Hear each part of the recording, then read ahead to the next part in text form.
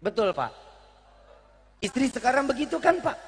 Kalau ngomong sama suami, Pak, bawa duit nggak? Pak, punya duit nggak? Begitu kan? Bapak pernah ditanya, yang besok mau dimasakin apa? Pernah ditanya betul? Gak pernah Pak. Sama sekali. Ya Allah Pak, tuker tambah Pak. Tanya Bu, tanya. Saat ibu menanyakan masakan itu yang ibu buat seorang suami, sorganya, leganya luar biasa Bu. Gede sorganya buat seorang istri. Ini istri kalau ngomong, sekarang istri hampir sama kayak debt collector ya Pak. Nagih mulu ya. Betul ya? Tapi enggak kalau di sini istri-istri soleha. Calon bidadari-bidadari surganya Allah. Tapi bohong.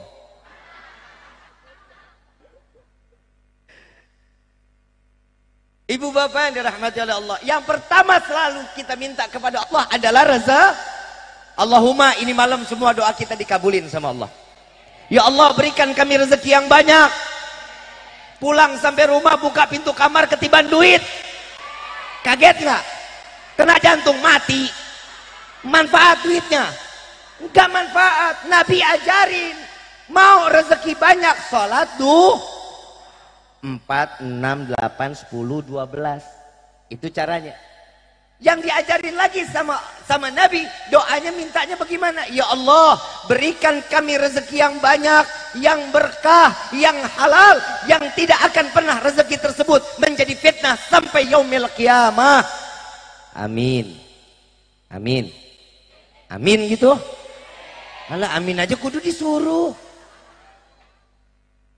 Doa yang kedua kita minta sama Allah. Apa sih? Setelah rezeki yang kita minta apa?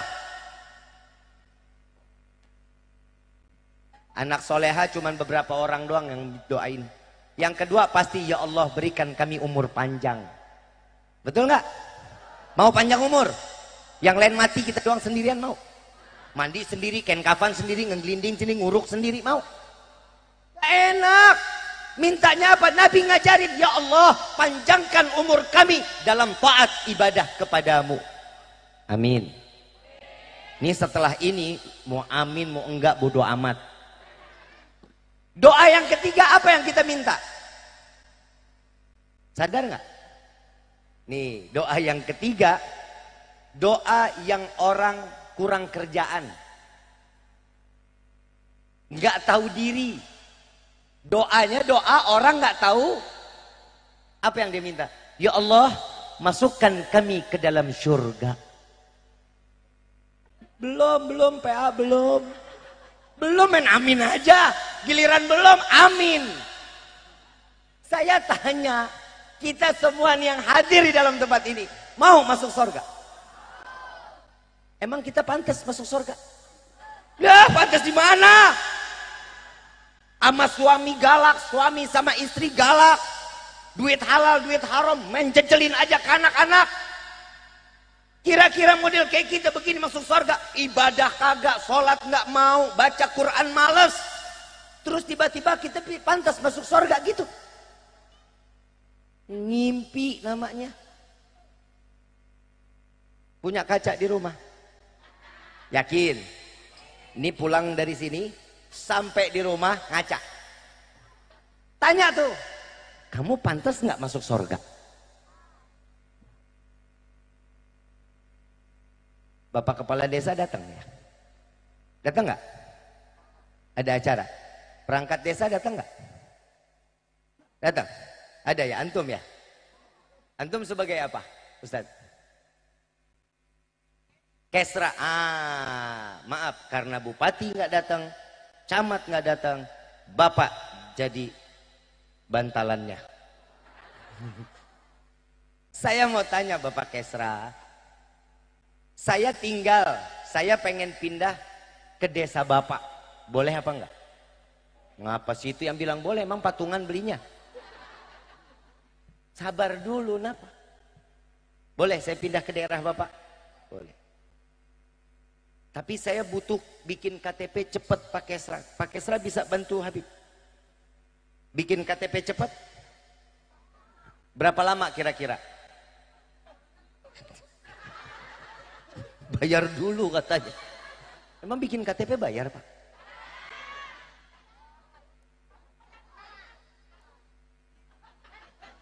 Diem. Terketahuan lu. Berapa lama pakai Esra kira-kira bikin KTP? Sebut aja waktunya. 1 bulan. Kalau kira-kira saya nggak kenal, berapa lama tuh KTP jadinya? Kenal nggak kenal? 1 bulan. Nggak asik pakai Esra. Oh, ini ada bin nih. No. Lo kan dekat sama kelurahan di Jakarta. Gue pindah ke tempat lo, Pis. Boleh nggak? Bikin KTP kira-kira berapa lama, Pit? 2 hari jadi. Tuh lihat, 2 hari jadi. Tuh. Pakai selama parah. Itu lihat, ada yang 2 hari, ada yang 1 bu. Karena kita kenal, gampang. Bikin KTP gampang. Habib, udah tenang, biar saya yang ngurusin. 2 hari jadi. Bikin KTP ada orang dalam gampang. Kita mau masuk surga, orang dalamnya siapa? Habib, kita aja nggak tahu surga apa neraka. Ini Pekalongan cintanya sama Habib luar biasa emang nih. Cintanya sama ulama luar biasa. Benar-benar Allahumma sholli ala sayyidina Muhammad.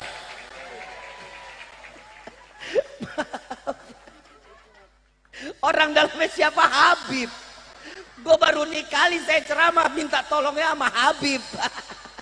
Gue cekek nih. Siapa orang dalam kita? Yang bernama Ahmad di langit, yang bernama Muhammad di bumi. Sayyidina Muhammad sallallahu alaihi wasallam. Ini orang dalam kita. Jangan jauh-jauh dari Nabi.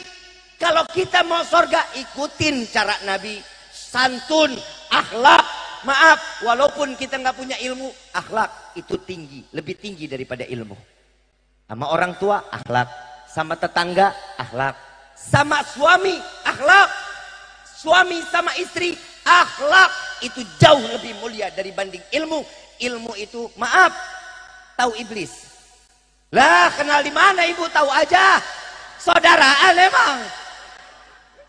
Ya rasa gantian lo tadi sorga Habib.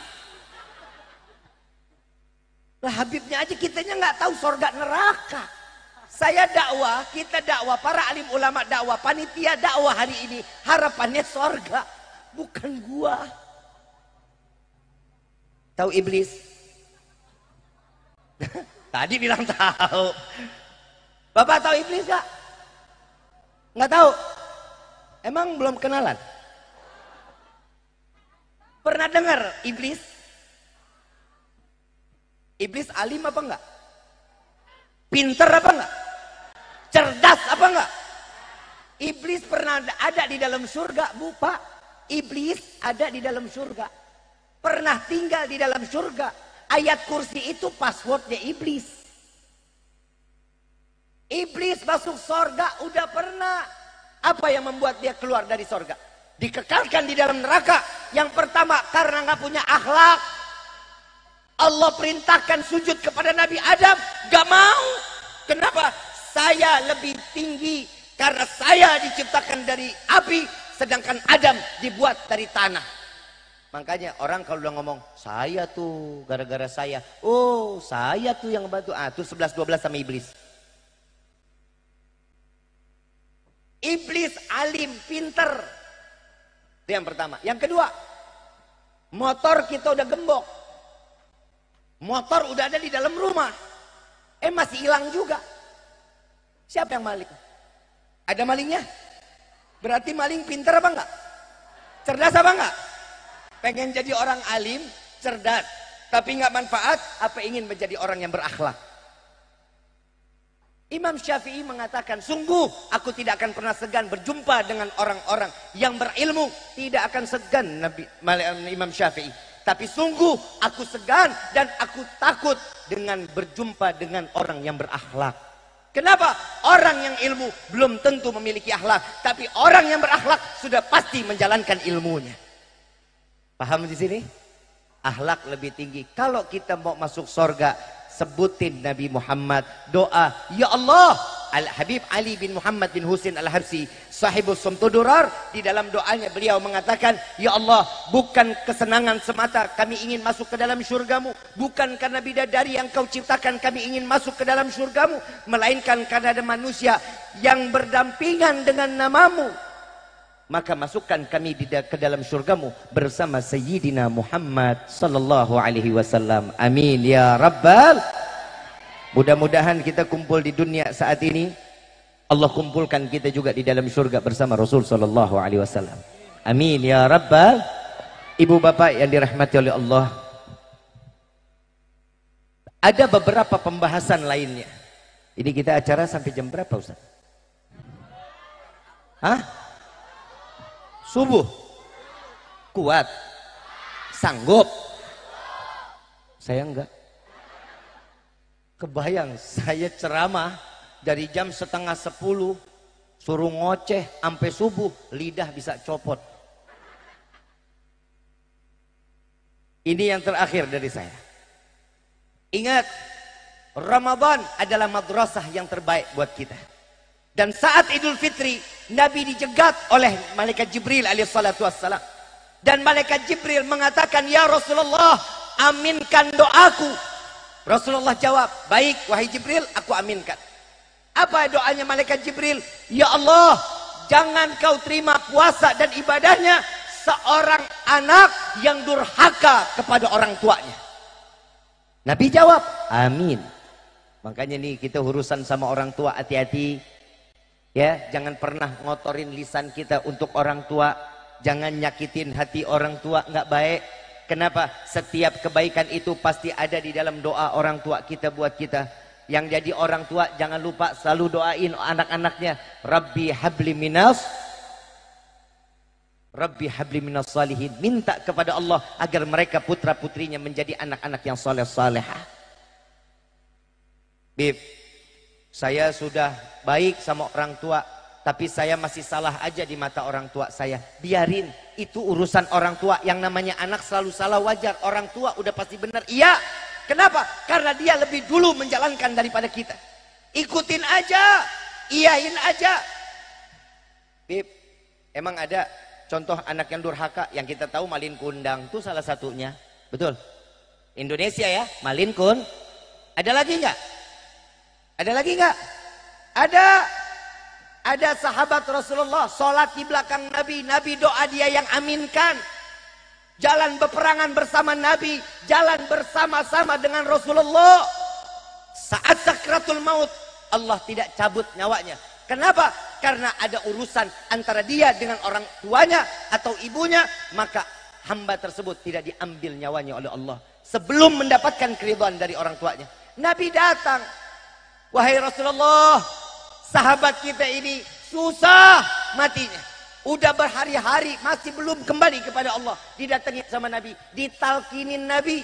La ilaha illallah. La ilaha. Udah dituntun sama Nabi. Masih juga gak mati-mati. Dia tanya. Ada masalah dengan siapa orang ini? Istrinya bilang. Wahai Rasulullah, suamiku pernah berselisih dengan ibunya. Didatangin ibunya.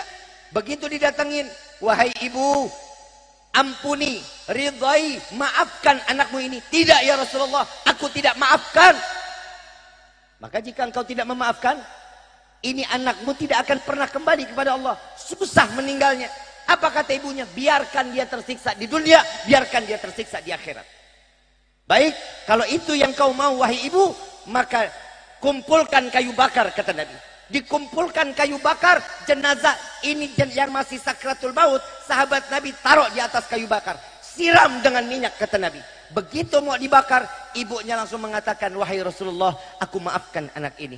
Maka anak tersebut mengatakan, asyhadu an la ilaha illallah wa asyhadu anna Muhammadar Rasulullah.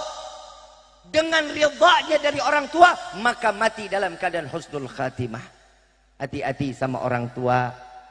Imam Syafi'i pernah juga mengatakan, sebanyak apapun uang yang kalian berikan kepada orang tua kalian, dengan cara apapun kalian menggendong, walaupun dengan cara menggendong orang tua kalian dari negeri kalian sampai ke Mekah, sampai kembali lagi ke negeri kalian.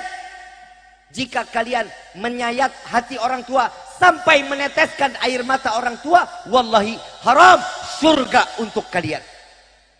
Ini hati-hati nih, kalau udah urusan kita sama orang tua, surga nggak bakal kecium buat kita.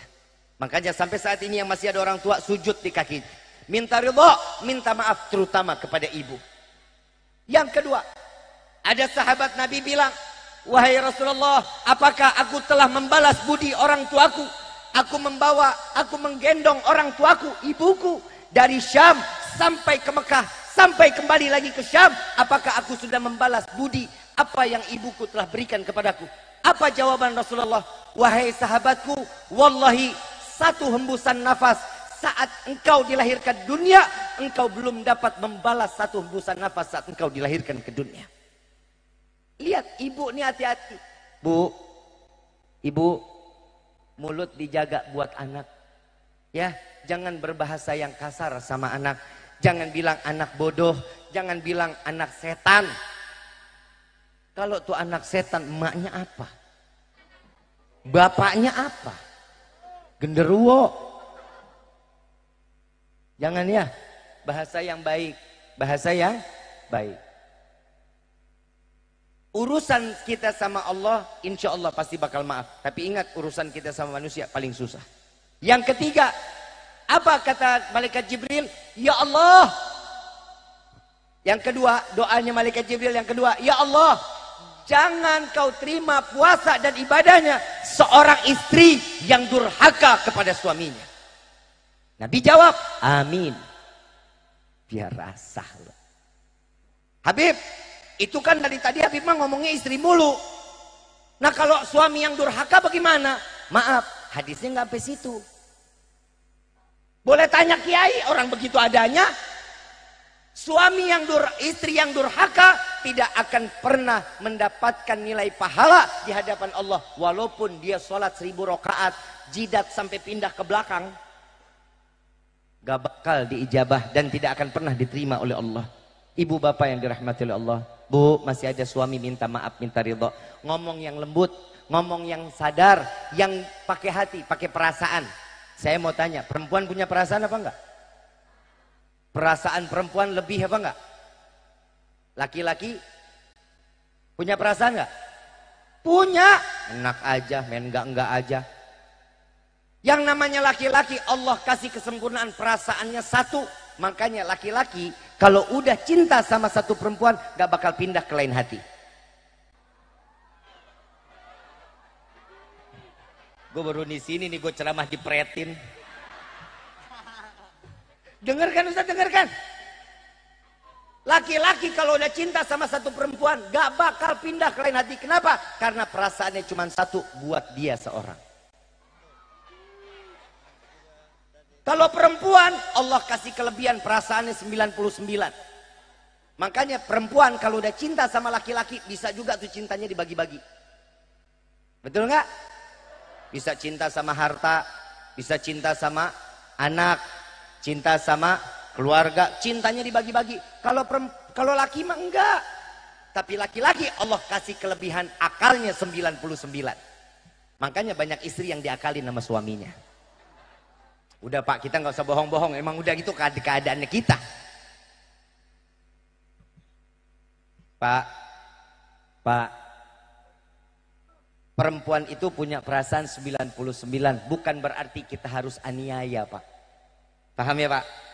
Tugas kita jaga perasaan perempuan. Paham, Pak?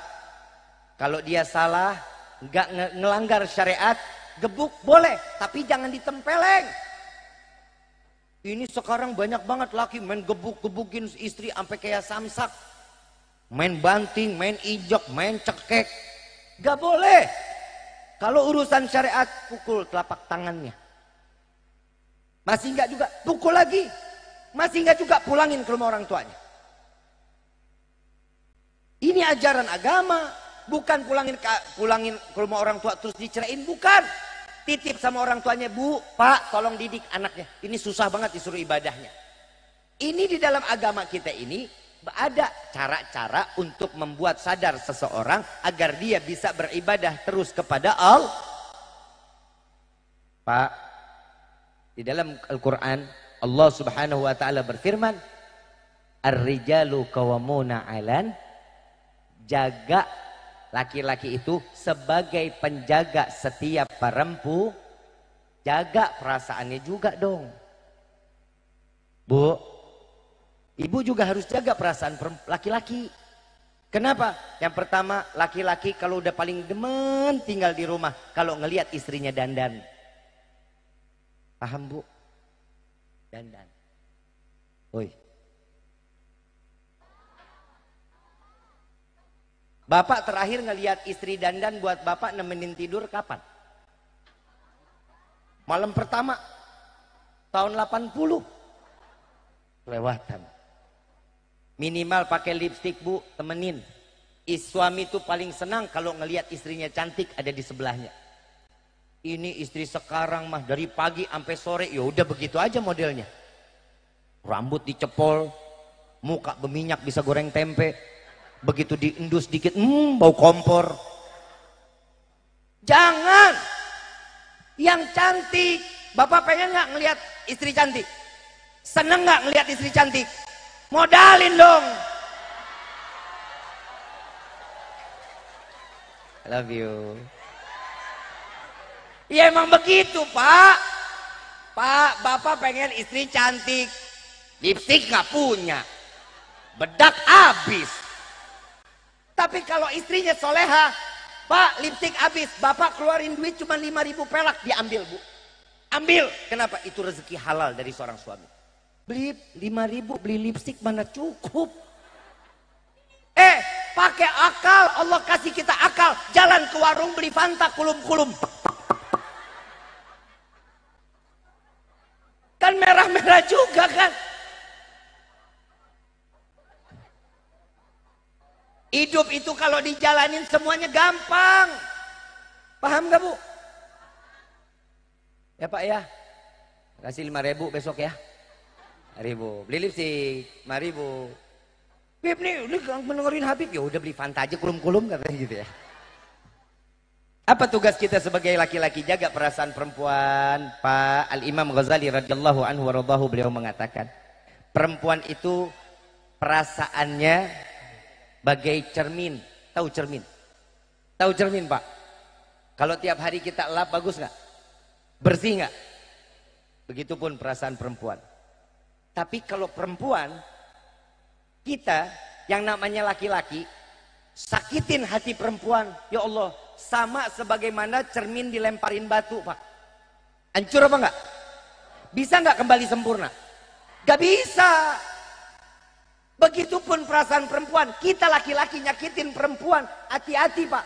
Dia ini yang namanya istri pasti bakal memaafkan kita walaupun kita parah menyakitinya. Pasti bakal memaafkan suami. Tapi ingat, bekas lukanya nggak bakal hilang pak. Tuh perempuan punya sifat pendendam. Hahaha hehe, hahaha hehe. Emang begitu, perempuan kan begitu. Baik, hari ini saya maafkan, tapi besok kalau saya yang melakukan, jangan salahkan saya. Begitu kan perempuan kan pak? Kenapa perempuan perasaannya ibarat cermin? Survei membuktikan. Karena perempuan nggak bisa jauh pak dari kaca. Bangun tidur, masuk kamar mandi, keluar kamar mandi, pakai baju, dandan, pakai kerudungan, mau keluar kamar, lagi makan di atas meja, punya handphone kamera depan, keluar rumah nengok jendela, pakai helm, lampu merah nengok mobil. Tuh perempuan. Karena hidupnya nggak pernah jauh-jauh dari. Di sini perempuan pada bisa bawa motor? Bisa bawa motor? Di motor ada kaca apa enggak? Apa namanya? Spion. Spion itu buat apa? Gak salah kan pak? Bu, Dek, yang namanya spion itu ikhtiar kita di jalan. Kalau mau ke kanan, nengok dulu spion buat nengok ke Kalau kita mau ke kanan, nengok dulu spionnya, biar kita nggak celakaan. Kalau mau ke kiri, lihat dulu spionnya, biar kita nggak celakain orang. Saya baru ngeh ada satu hadis Nabi SAW. Wahai para laki-laki, jangan pernah kalian berjalan di belakang perempuan. Ada hadisnya kan? Ada nggak? Kenapa? Emang betul. Kenapa? Syaitonnya banyak kata Nabi. Bapak nggak percaya? Lihat di jalan. Sen kanan dibelok kiri. Sen kiri dibelok kanan, tuh perempuan tuh. Betul? Itu Bapak kalau ngelihat di jalan, itu spion semua perempuan pada doa. Model spionnya doa Pak. Madepnya kemana? Itu kenapa takut hidung loncat begitu? Maaf. Tapi saya punya kesimpulan Pak. Kenapa spion itu tidak dimanfaatkan untuk nengok ke belakang? Karena perempuan tidak akan pernah melihat masa lalu, yang dia cari adalah masa depannya Pak. Siapa masa depannya? Kita laki-laki. Bawa mereka ke dalam surga. Saat Bapak menikahkan seorang istri, maka tanggung jawab Bapak bawa istri tersebut ke dalam surga. Jangan dikasih celah untuk istri durhaka kepada kita. Paham? Bu, sayangin Bapak ya. Doa yang ketiga, kata malaikat Jibril, ya Allah, jangan kau terima puasa dan ibadahnya seorang mukmin yang memutuskan tali silaturahmi. Nabi jawab, amin. Jangan pernah putus silaturahmi, deketin terus silaturahmi. Bib, orang tua kita jauh, bisa video call, bisa telepon. Kalau ada rezeki datengin. Kenapa? Sama tetangga juga, sama tetangga jangan pernah jahat-jahat. Kenapa? Orang yang paling dekat, yang paling ngebantu kita hidup di dunia, susahnya kita, siapa duluan yang bisa ngebantuin kita? Mau dari keluarga kita yang dari Semarang, udah keburu angus, rumah kebakaran, udah angus. Coba kalau sama tetangga baik, tetangga duluan yang ngebantuin, betul? Silaturahmi jangan diputusin. Insya Allah mudah-mudahan silaturahmi yang hari ini akan membawa kita sampai ke dalam surganya Allah. Silaturahmi kali ini mudah-mudahan Allah tetapkan iman kita sehingga kita keluar dari dunia ini mati dalam keadaan husnul khatimah. Amin ya rabbal.